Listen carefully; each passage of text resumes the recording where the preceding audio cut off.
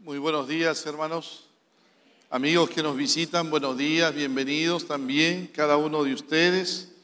Qué lindo es poder reunirnos para adorar y alabar el nombre del Señor. Amén.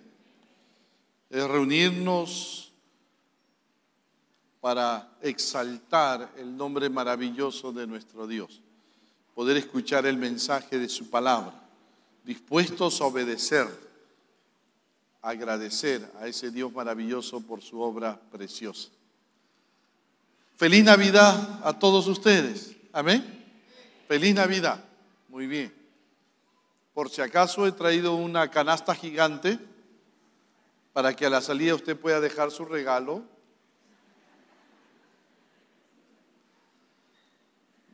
Mi hermano ya dejó su regalo, Pablo ya dejó su regalo. Me regaló mi camiseta de la U. Usted sabe que la U es el mejor equipo del Perú. Ay, perdón. Muy bien, muy bien. No voy a entrar en problemas aquí, ¿no? De repente aquí hay un arequipeño o un, ¿cómo se dice? Pavo, ¿no? Ay, perdón. Hemos comido pavo esta Navidad. Muy bien. Muy bien. Oremos al Señor, pidamos que nuestro buen Dios hable a nuestra vida y a nuestro corazón. Amén. Padre, en el nombre de Jesús, enséñanos hoy. Reafirma lo que estamos compartiendo estos domingos en nuestro corazón. De tal manera, Padre, que, Señor, podamos cada día amarte más, consagrarnos más y más a ti, Señor. Queremos que hables a nuestra vida y a nuestro corazón. Enséñanos tú, Señor. Muéstranos lo grande de la obra de nuestro Señor Jesucristo en la cruz del Calvario. Lo maravilloso de esta obra, Padre. De tal manera que salgamos de este lugar agradecidos, dispuestos, Señor, a decirle a Jesús: Jesús, por todo lo que hiciste tú por nosotros, Padre, estoy dispuesto a todo por ti, a agradarte, a ganar vidas para Cristo. Y Padre, también permítenos ver ese precioso milagro de la salvación. Si hay vidas a las cuales tu Espíritu Santo les hable, Señor, si hay vidas aquí que desde antes de la fundación del mundo han sido designadas para salvación, que tu Espíritu Santo los motive a responder al llamado. Gracias por este tiempo especial. Padre, pedimos tu dirección y tu guía. Háblanos conforme a nuestra necesidad. Padre Santo, Señor mío, que nuestros ojos espirituales estén abiertos, Señor. Enséñanos, que nada nos distraiga, Padre Santo. Te lo pedimos esto en el nombre precioso de Jesucristo. Amén. ¿Por qué Dios tuvo que hacerse hombre? Esa es la pregunta que nos hemos hecho durante estos domingos. Hemos visto las razones por las cuales Dios tuvo que dejar su gloria, su grandeza, para venir a esta tierra y hacerse hombre como tú y como yo, en la persona de nuestro Señor Jesucristo. Un ángel le dijo en sueños a José: y llamará su nombre Emanuel, que traducido es Dios con nosotros. ¿Por qué Dios tuvo que hacerse hombre? Y la razón fundamental, mi hermano, lo hemos visto durante estos domingos. Por la condición de pecaminosidad y depravación en que quedó la raza humana. El pecado nos afectó a todos. El pecado corrompió nuestro ser. No hay justo ni a uno. Nos dejó en una condición de depravación. No hay justo ni a uno. No hay quien entienda. No hay quien busque a Dios. Todos se desviaron. A una se hicieron inútiles. No hay quien haga lo bueno. No hay ni siquiera uno.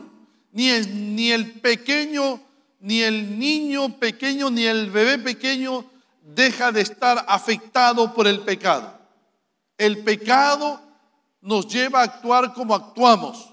El pecado ha destruido nuestra sociedad, el pecado ha destruido las familias, el pecado ha destruido muchas vidas. El pecado. Le han querido cambiar de nombre, le han querido llamar falla genética, defecto, error, todo lo que quieran. Pero la Biblia lo llama pecado. El pecado malogró el corazón del hombre. El pecado ha malogrado todas nuestras relaciones. Afectó todo el ser del hombre, su voluntad, sus emociones. Afectó su carácter, afectó su mente, su razón, su cuerpo, el pecado. Y nos dejó alejados de Dios, enemistados de Dios, nos dejó el pecado. Y lo que es mejor, nos dejó bajo la ira, bajo el juicio de Dios, el pecado. Pero Dios muestra su ira desde el cielo contra todos los que son pecadores. Los que no tienen a Cristo en su corazón están bajo la ira de Dios, bajo el juicio de Dios. Ojo, es decir, Dios odia, joven, déjame decirte algo, joven. Dios odia y aborrece el pecado. Dios odia y aborrece al pecador. Por lo tanto, debe juzgarlo, debe condenarlo, debe castigar al pecador y al pecado. Ezequiel dijo, el alma que pecare, esa morirá. Así es. La consecuencia directa del pecado en la vida de los hombres es la muerte. La muerte. Claro, tú dirás, pero yo no muero. Estoy en pecado. Usted dice, pastor, que estoy en pecado, pero no muero. Pero estás muerto espiritualmente hablando. Y vas a morir tarde o temprano físicamente, y cuando mueras físicamente irás hacia la condenación eterna, porque el castigo final para la humanidad pecadora será la muerte eterna en el infierno. Y el que no se halló inscrito en el libro de la vida fue lanzado al lago de fuego. Pero tú me dirás, como mucha gente dice, pero pastor, Dios es un Dios de amor, ¿cómo es que puede condenar al mundo? Sí, Dios es un Dios de amor, pero Dios también es un Dios de justicia. Y por ser un Dios de justicia, debe castigar el pecado y al pecador. Todo delito que se comete contra Dios, toda ofensa contra Dios, debe ser castigada. Y se va a castigar. El castigo final para el alma pecadora es el lago de fuego, el infierno ardiente. Por eso Dios se hizo hombre, pues. Por eso Dios tuvo que venir. Por eso Dios tuvo que dejar su gloria. Por eso Dios tuvo que encarnarse en la persona de su Hijo Jesús en Belén. Mateo lo dijo bien claro: y darás a luz un hijo y llamarás su nombre Jesús. ¿Por qué? Porque Él salvará a su pueblo de sus pecados. Allí está la razón. Jesús vino para solucionar nuestro problema con el pecado. El pecado nos conducía hacia la muerte y nosotros no podíamos salvarnos por nosotros mismos. Todo intento nuestro por tratar de agradar a Dios, por acumular algún mérito propio, todo intento religioso de parte nuestra por tratar de agradar a Dios sería en vano. ¿Por qué? Porque para Dios nuestras justicias, nuestras obras son para Dios trapo de inmundicia. No sirve de nada, porque todo ha sido afectado por el pecado, corrompido por el pecado. Nuestras obras más buenas, más maravillosas, han sido afectadas por el pecado. Por lo tanto, merecemos la condenación eterna. Entonces Dios, escúchame, joven, mi hermano, mi amigo, entonces Dios toma la iniciativa de salvarnos. Al ver la incapacidad del hombre, Dios toma la iniciativa de buscar la salvación de nosotros. Y es por eso que no bien ingresa el pecado, Él promete un Salvador. Génesis 3:15, y pondré enemistad entre ti y la mujer, entre tu simiente y la simiente suya. Esta te herirá en la cabeza y tú le herirás en el calcañar. Génesis 3:15, algún día Dios se vestiría de humanidad para salvarnos del pecado. ¿Notas? La primera promesa del Salvador. ¿Pero por qué Dios tenía que hacerlo? Quizás tú te preguntas, ¿pero por qué Dios tenía que hacerlo? Porque el hombre, por causa del pecado, lo repito, quedó inhabilitado espiritualmente para salvarse a sí mismo. Adán y Eva trataron de salvarse a sí mismos, trataron de ocultar su pecado, trataron de ocultar su vergüenza delante de Dios, trataron de agradar a Dios y se cosieron hojas de higuera y se hicieron delantales, pero Dios lo rechazó inmediatamente. Así es, lo rechazó inmediatamente. Eso es trapo de inmundicia. ¿Y qué hizo Dios? Dios hizo al hombre y a su mujer, Génesis 3:21, túnicas de pieles y los vistió. ¿Notas? Para poder vestirle con túnica de pieles, tuvo que haber un sacrificio, tuvo que haber una muerte. Allí hay un animal inocente que tuvo que morir para poder cubrir la vergüenza de Adán y Eva, para poder cubrir su falta, para poder cubrir su vergüenza, su desnudez. Tuvo que haber un sacrificio. Noten cómo Dios estableció aquí un modelo eterno de salvación, la muerte de un sustituto inocente, escogido por Dios para derramar su sangre y de esa manera cubrir o perdonar el pecado del hombre. Adán y Eva tuvieron que haberle transmitido eso a sus hijos. El sacrificio, la necesidad de un sacrificio para cubrir el pecado.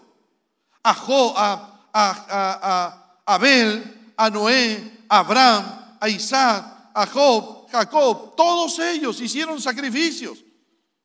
De modo que la necesidad de buscar el perdón de Dios por los pecados cometidos por medio de un sacrificio fue una práctica familiar desde el comienzo de la historia del hombre sobre la tierra.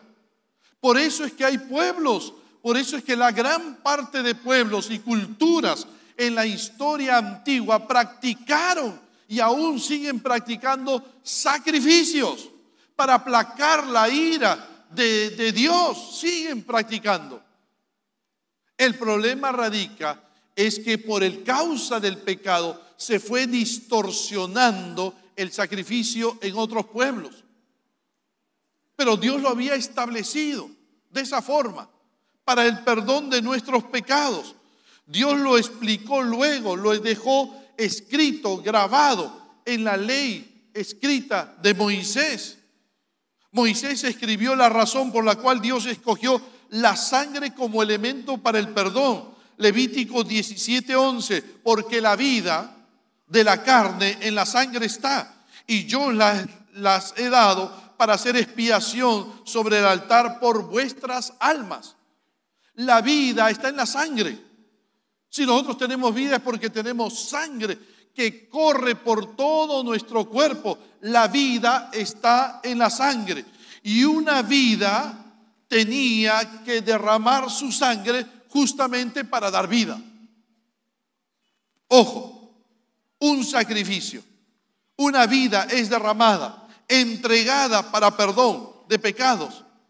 Más tarde el escritor de Hebreos dijo, sin derramamiento de sangre no hay perdón. Esto demostraba, mi hermano, alguno diría, pero ¿por qué derramar la sangre de alguien? ¿Por qué el derramamiento de sangre? Porque eso habla de la severidad del pecado.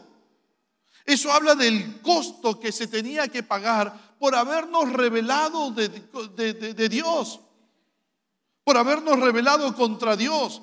El costo que se debía pagar por el perdón era tremendo.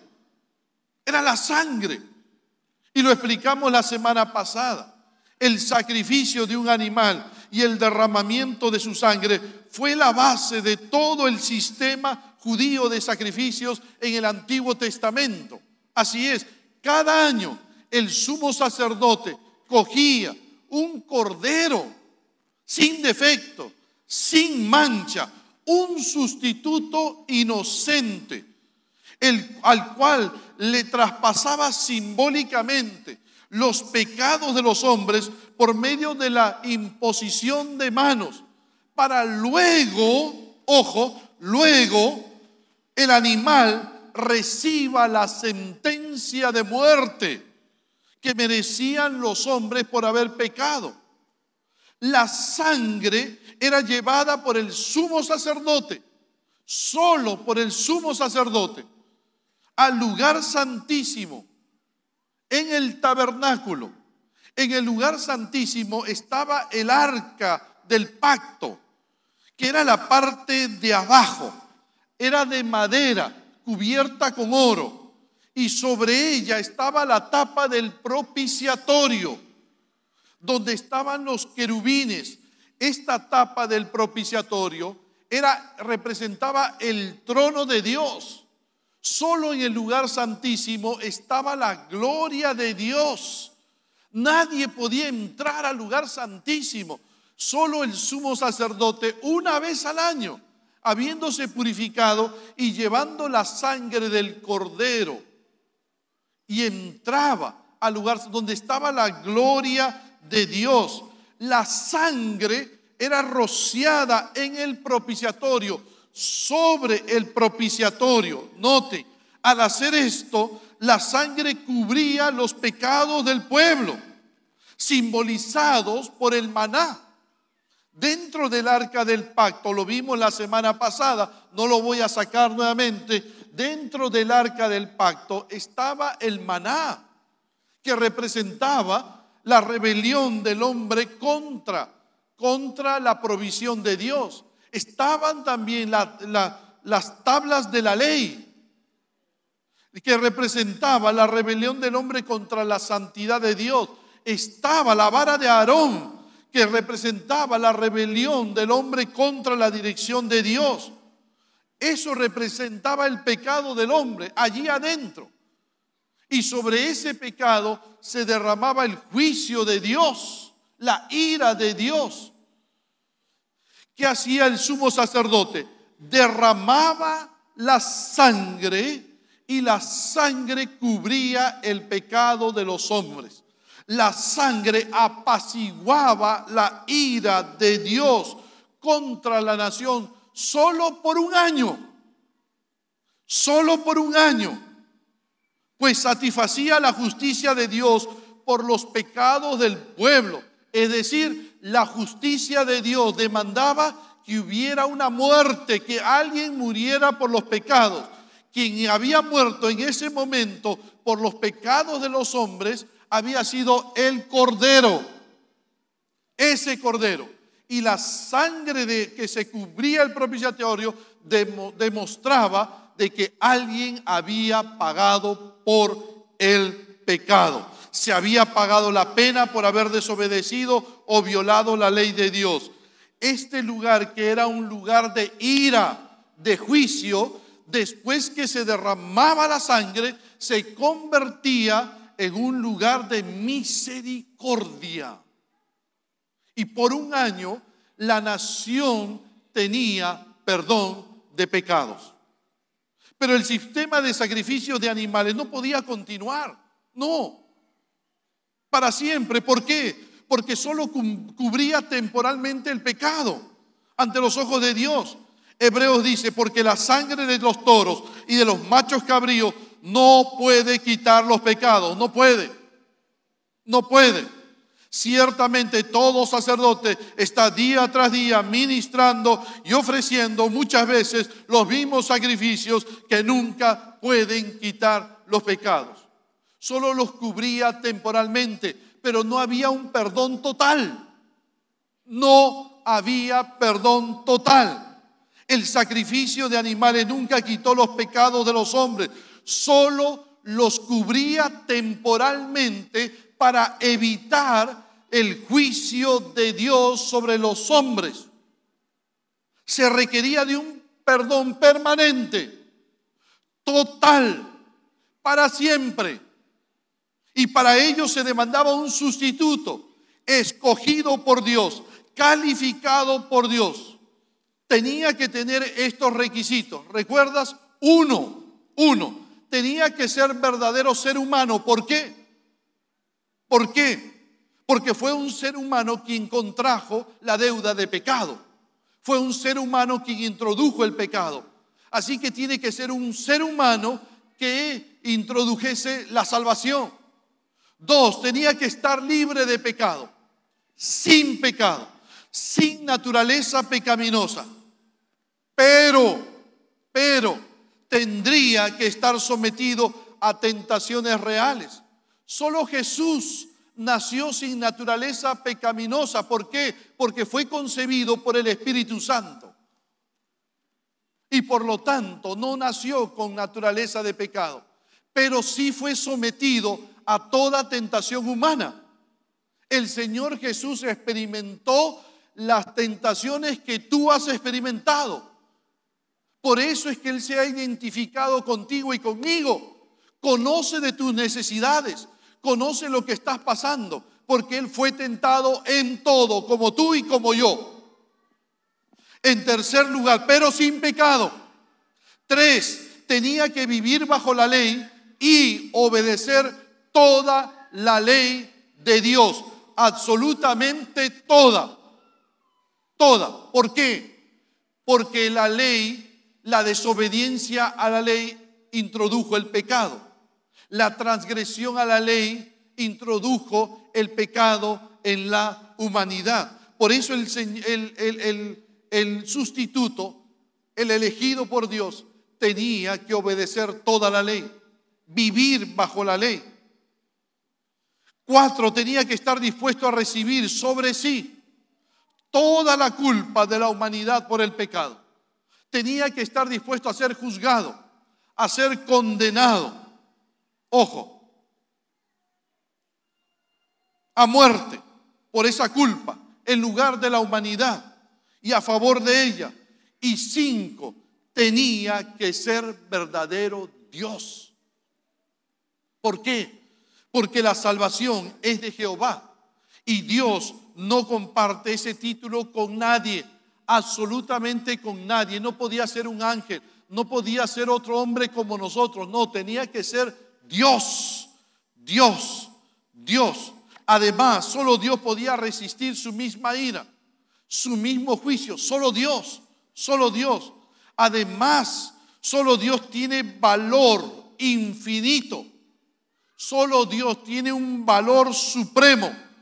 Solo Dios tiene un valor eterno para morir unas horas y salvar a toda la humanidad, a la humanidad por toda la eternidad. Así es, solo Dios, solo Dios. Ese Dios hombre vino hace 2000 años atrás. Ese Dios hombre vino hace 2000 años atrás y cumplió todos los requisitos para ser el Salvador del mundo. ¿Quién es ese hombre? Nuestro Señor Jesucristo. ¡Aleluya! Él cumplió todo. Nuestro Señor Jesucristo. Por eso Juan el Bautista, al verlo, lo reconoció y dijo: he aquí el Cordero de Dios que quita el pecado del mundo. He aquí Jesucristo en la cruz del Calvario logró muchas cosas a nuestro favor, mi hermano, mi amigo, escúchame. Logró muchas cosas a nuestro favor. Cuando Cristo murió en la cruz, no solamente fue una muerte. A veces nosotros vemos las películas de Jesús y muchas cosas, pero no nos damos cuenta de que en esa cruz el Señor Jesús logró muchas cosas para nosotros. En primer lugar, Cristo fue nuestra propiciación. Nuestra propiciación. Y Él es la propiciación por nuestros pecados, dice Primera de Juan. Y Él es la propiciación por nuestros pecados. Y no solamente por los nuestros, sino también por los de todo el mundo. No olvides esto, mi hermano. Permíteme explicar qué significa la propiciación. El carácter santo de Dios había sido ofendido por nuestros pecados. Por tu pecado, tu pecado, tu pecado, tu pecado, tu pecado, mi pecado y el pecado de toda la humanidad. Todos ofendimos el carácter santo de Dios. Ojo, por consiguiente, la ira de Dios caía sobre nosotros. El juicio de Dios cae sobre nosotros. El juicio de Dios. ¿Qué hizo Cristo? Se sacrificó por ti y por mí, muriendo en la cruz del Calvario. Al derramar Cristo su sangre, la ira de Dios se apartó de ti.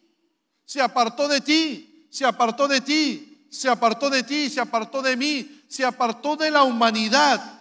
Y la ira de Dios se dirigió hacia Cristo, hacia Él. ¿Por qué? Porque en ese momento, cuando Cristo estaba en la cruz del Calvario, estaba haciéndose culpable de todos nuestros pecados. Él los estaba cargando allí en la cruz del Calvario. Ojo, y entonces Dios derramó sobre Jesús toda su furia, toda su ira, todo su juicio. Y Jesús se convirtió en ese momento en la cruz en el objeto del intenso odio de Dios por el pecado. Allí en la cruz del Calvario, mi hermano, el Señor Jesucristo no sufrió tanto por los clavos ni por el látigo de los romanos. El Señor Jesús sufrió terriblemente porque la ira de Dios fue contra Él. Porque la ira de Dios fue contra Él. Ese fue el más grande dolor que tuvo el Señor Jesús. Por eso es que el Señor Jesús, cuando oró en el huerto de Getsemaní y dijo: si es tu voluntad que pase de mí esta copa. ¿A qué copa se refería? Se refería a la copa de la ira de Dios, del juicio de Dios que iba a recibir Jesús por cargar tu pecado y el mío. Ojo, no hay nada que le haya causado más dolor a Cristo que el hecho de recibir sobre sí la ira de Dios. De esa manera, la santidad y la justicia de Dios que se había ofendido y violado quedó satisfecha. Quedó satisfecha. La pena que tú y yo debimos haber pagado quedó cancelada, totalmente cancelada. Ahora somos libres de toda ira y tenemos perdón total. ¿Amén o no? Qué maravilloso, mi hermano. Qué maravilloso. Lo mismo, pastor, ¿puedes mirar atrás? Hay personas ahí que están hablando fuerte y entonces mientras que yo hablo y no me dejan escuchar a mis hermanos. Los aplausos de mis hermanos. Noten, mi hermano, la santidad y la justicia de Dios ofendida quedó satisfecha. ¿Por qué? Porque alguien pagó por los pecados de la humanidad. Igual ocurrió aquí. Igual ocurrió aquí. Ojo, igual.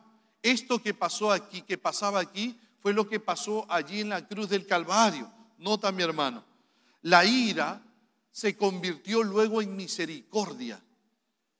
La ira de Dios se convirtió para nosotros en misericordia. Es importante que tú sepas esto, mi hermano, mi amigo, joven. Es importante. Quiero que sepas de que lo que Cristo hizo por ti, lo que Cristo hizo por ti, para que tú puedas hoy obtener la salvación total, el perdón total. 2, Cristo canceló nuestra deuda de pecado. Así es, en la cruz del Calvario. Y a vosotros, estando muertos en pecados y en la incircuncisión de vuestra carne, os dio vida. Os dio vida. Colosenses 2, 13 al 14. Os dio vida juntamente con Él, perdonando todos los pecados, anulando el acta de los decretos que había contra nosotros, que nos era contraria, quitándola de en medio y clavándola en la cruz. Cuando Pablo utiliza ese término, esa frase, anulando el acta de los decretos que había contra nosotros, está usando una figura conocida en aquel entonces, en el Imperio Romano. Cuando un romano cometía crimen, se le hacía un documento, un acta, un certificado de deuda. En este certificado de deuda, en este documento, se escribían todos los crímenes, todas se enumeraban, todas las obras perversas del criminal, todo lo malo que había hecho, y se colocaba al costado la pena que merecía por sus crímenes. El certificado se clavaba en la puerta de la celda, de la cárcel, hasta que el criminal cumpliera su condena, pague todos los crímenes cometidos y entonces saliera libre. Bueno, esa imagen está utilizando el apóstol Pablo. Nosotros también teníamos nuestro certificado de deuda, donde estaban todos nuestros delitos cometidos. Todas las veces que hemos desobedecido a Dios, que hemos transgredido su ley, que nos eran hostiles, ¿qué hizo Cristo? ¿Qué hizo Cristo? ¿Qué hizo Cristo? Tomó ese certificado de deuda, el tuyo y el mío, el de toda la humanidad, los clavó en la cruz del Calvario. Al hacer esto, Cristo se hacía culpable de todos los pecados que estaban enumerados allí, que eran tuyos y míos, de todos los certificados de deuda de toda la humanidad. No solamente se hizo culpable de esos pecados, sino que asumió la sentencia de muerte, porque el pago por esos pecados era la sentencia de muerte que allí se anunciaba. Dios colocó el pecado de toda la humanidad en Cristo y lo declaró perteneciente a Cristo. Cristo los llevó todos en la cruz del Calvario. Aquí cargó con tu pecado y con el mío. Y toda la ira de Dios por el pecado tuyo y mío fue sobre Cristo. En ese momento de mayor dolor, cuando la ira de Dios caía sobre Cristo y Él se hacía culpable de todos los pecados, en ese momento de mayor dolor, Cristo clamó: Elí, Elí, lama sabactani, Dios mío, ¿por qué me has desamparado? En ese instante Dios tomaba el certificado de deuda de toda la humanidad, lo clavaba en la cruz, haciendo a Jesús responsable de todo, y Dios tuvo que darle la espalda a su Hijo. Dios tuvo que darle la espalda a su Hijo. Sí, ojo, en su hora de más grande necesidad. ¿Por qué? Porque Jesús voluntariamente se hizo pecado en lugar tuyo y mío, hasta habernos librado de toda deuda por nuestro pecado. Y minutos antes que el Señor Jesús muriera, mi hermano, mi amigo, minutos antes que el Señor Jesús muriera, Él dio un grito: tetelestai, tetelestai, tetelestai. ¿Sabes qué significa tetelestai? Significa pagado totalmente, pagado totalmente, pagado totalmente. Fue traducido por consumado es, pero realmente lo que estaba diciendo Cristo es pagado totalmente. Pagué por tu pecado, pagué por tu pecado, pagué por tu pecado, pagué por tu pecado, totalmente por tu pecado. Ya lo pagué yo, no lo tienes que pagar tú, lo pagué yo. Totalmente, totalmente. Ojo, Totalmente. Jesús pagó por todos nuestros pecados, pasados, presentes y futuros, aún por los que vas a cometer mañana.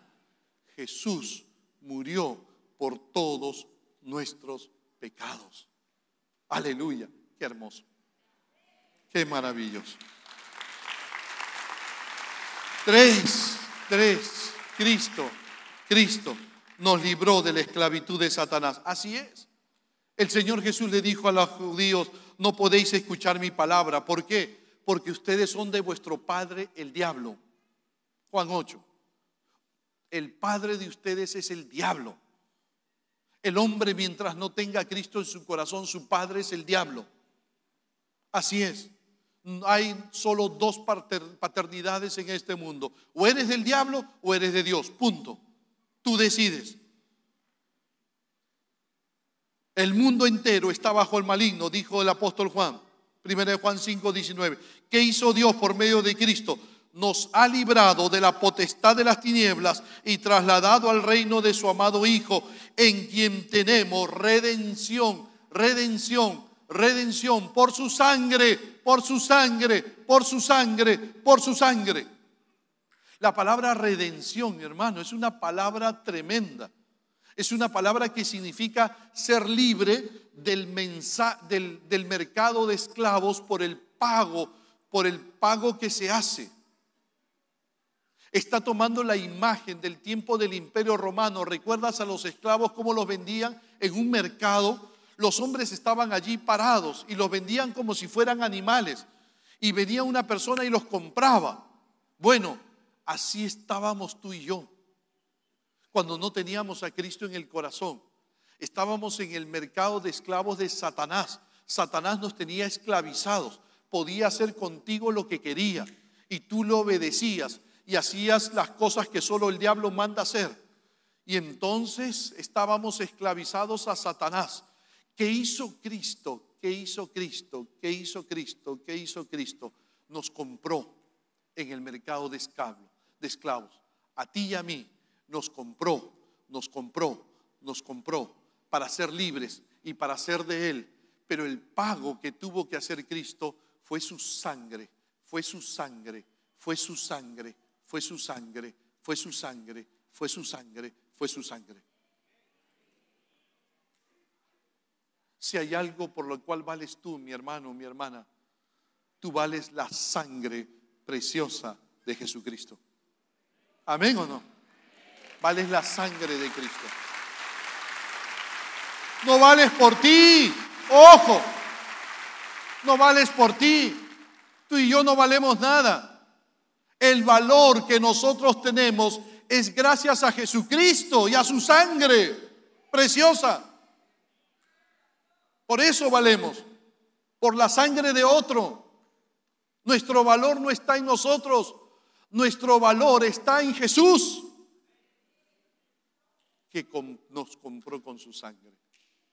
Y hoy somos libres de toda condenación, de toda esclavitud. Satanás ya no puede hacernos nada, absolutamente nada. Él fue vencido en la cruz del Calvario. ¿Amén o no?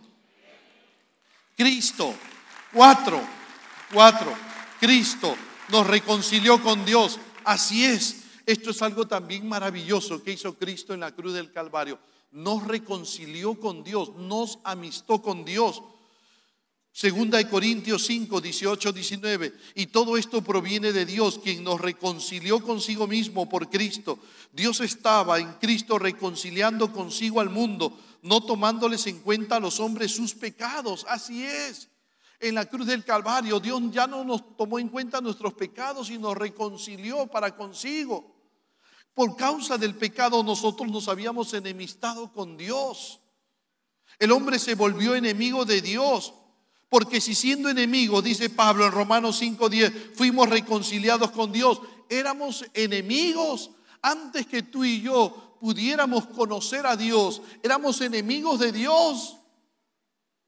Estábamos destituidos de la gloria de Dios. Dios nos había echado de su presencia. Pero gracias a Cristo, Tú y yo hoy, mi hermano, gracias a que Cristo satisfizo el juicio de Dios e hizo posible que los enemigos de Dios encontraran paz con Él. El resultado del sacrificio de Jesús es que nuestra relación ha cambiado de enemistad en amistad. Lo dijo bien claro el Señor Jesús cuando le dijo a sus discípulos: ya no os llamaré siervos, pero os he llamado amigos. Amigos. Pablo lo dijo de esta manera: justificados pues por la fe, tenemos paz para con Dios por medio de nuestro Señor Jesucristo. Ahora tenemos paz con Dios. Ahora Dios es nuestro amigo. Ahora Dios, tenemos entrada libre ante la presencia de Dios. Cuando el Señor Jesucristo murió en la cruz del Calvario, ¿recuerdas? El velo donde se encontraba el arca del pacto, donde antes no se podía entrar, solo el sumo sacerdote una vez al año podía entrar. El velo que impedía entrar ante la presencia de Dios se rasgó de arriba hacia abajo y se abrió, simbolizando de que ahora tú y yo tenemos entrada libre a la presencia de Dios. Dios es nuestro amigo. Dios ahora es nuestro Padre. Dios es ahora nuestro dueño. Así es. Gracias a Jesús. Gracias a Jesús y a lo que Él hizo en la cruz del Calvario. Pero quiero que entiendas algo, mi hermano, mi amigo. Quiero que entiendas algo. Escúchame, por favor, termino. Escúchame. El pecado pasó directamente a todos los hombres. La salvación no. La salvación no. No pasa directamente a todos los hombres. No. ¿Por qué? ¿Por qué? Porque Dios espera que tú tomes la decisión.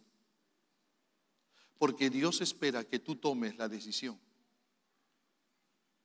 Que tú te decidas reconciliarte con Dios. Dios nunca va a forzar a los seres humanos. Dios te ha dado libertad de elección. Libertad de elegir. O te decides por Dios o sigues en la misma vida en que estás.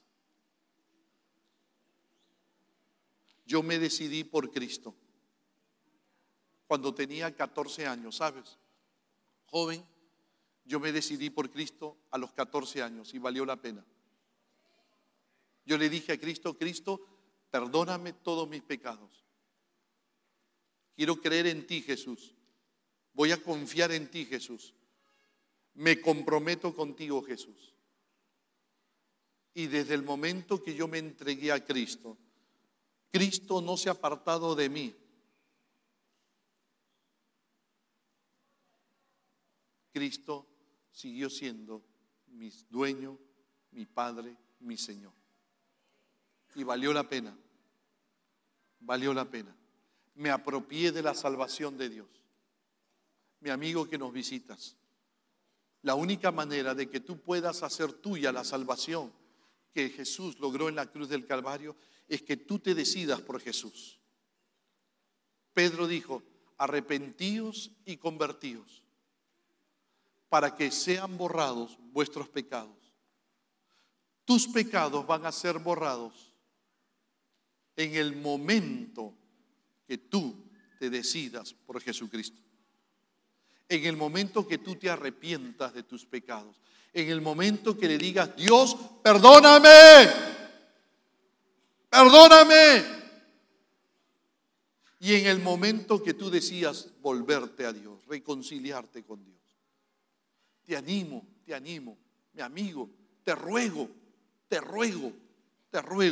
mi amigo que nos visitas, mi amiga que nos visitas, joven, señorita, te ruego, ven a Jesús. Ven a Jesús.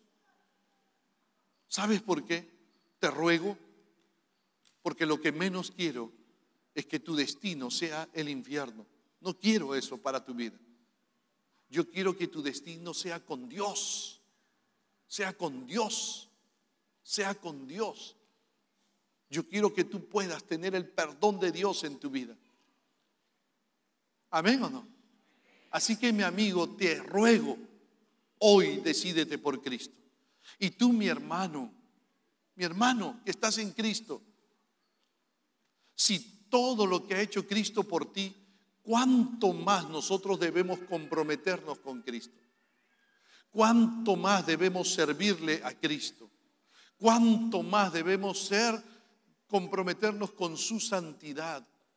¿Cuánto más debemos amar a Jesús?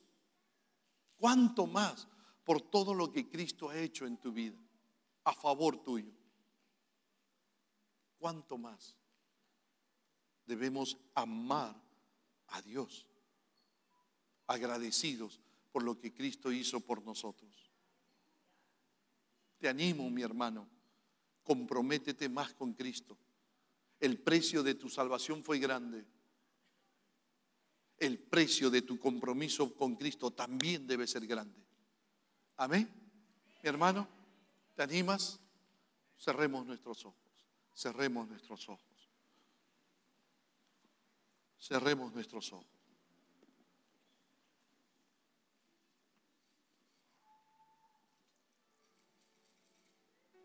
Cierra tus ojos. Y allí donde estás, mi hermano, ora a Dios y agradécele a Dios. Y dile a Dios, me comprometo contigo, Señor. Quiero amarte más. Ahora que entiendo todo lo que hiciste por mí, yo quiero amarte más a ti, Jesús. Comprometerme más contigo, Jesús.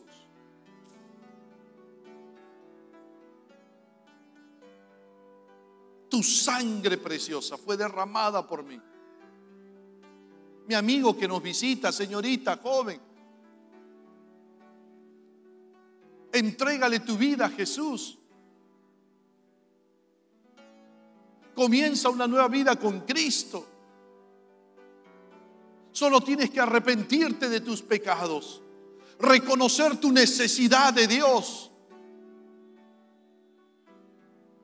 y reconciliarte con Dios hoy.